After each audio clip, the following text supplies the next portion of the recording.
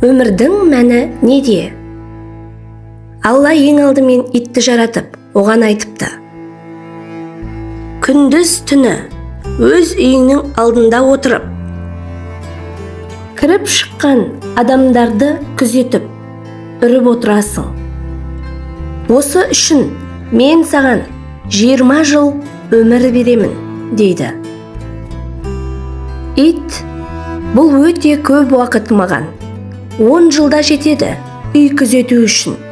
Қалған 10 жылды өзіңізге қайтарайын депті. Алла жарайды деп келіседі. Екінші, маймылды жаратады. Сен адамдардың көңілін көтеріп, түрлі трюктар жасайсың. Осы үшін мен саған 20 жыл өмір беремін, дейді. Маймыл, бұл өте көп уақыт маған. 10 жылда жетеді. Қалған 10 жылды өзіңізге қайтарып алыңыз депті. Алла жарайды деп тағы да келіседі. Үшінші, сиырды жаратады. Сен әр күн сайын жайлауда жайыласың. Шыбындар мен бөгелекке таланып, әр күні фермерге сүт беріп, оның отбасын асырауың үшін саған 60 жыл өмір беремін, дейді. Сиыр, еңбегім ауыр екен, маған 60 жыл тым көп. 20 жылын беріңіз, қалған 40 жылды өзіңізге қайтарамын, депті. Алла жарайды деп келісіпті. Төртінші, адамды жаратыпты.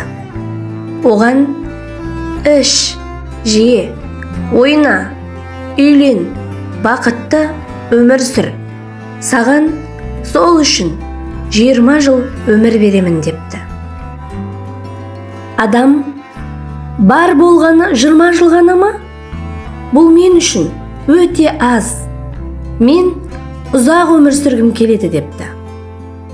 Маған иттің қайтарған 10 жылын, маймылдың қайтарған 10 жылын, сиырдың 40 жылын қосып беріңізші, дейді. Алла жарайды, тілегіңді қабыл алдым. Саған иттің 10 жылын, маймылдың 10 жылын, сиырдың қайтарған 40 жылын берейін. Барлығын қосқанда 80 жыл өмір сыйлаймын, депті.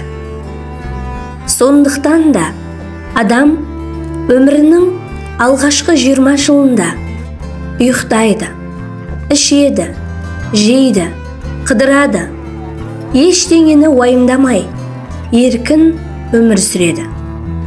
Келесі 40 жыл сиырдан қалған.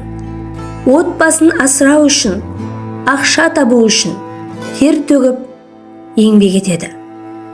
Келесі 10 жылда маймылдан алынған қауымшыл туған туыстарын түгелдеп ауыз біршілікке шақырып, бірігуге шақырады.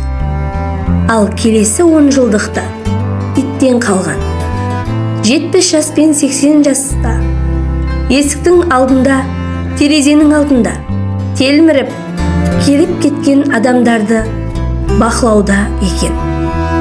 Міне, адам өмірінің мәні осында екен. Құрметті оқырман, қазақша каналды қолдап, каналыма тіркеле кетіңіз.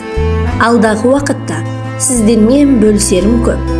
Назарларыңызға рахмет.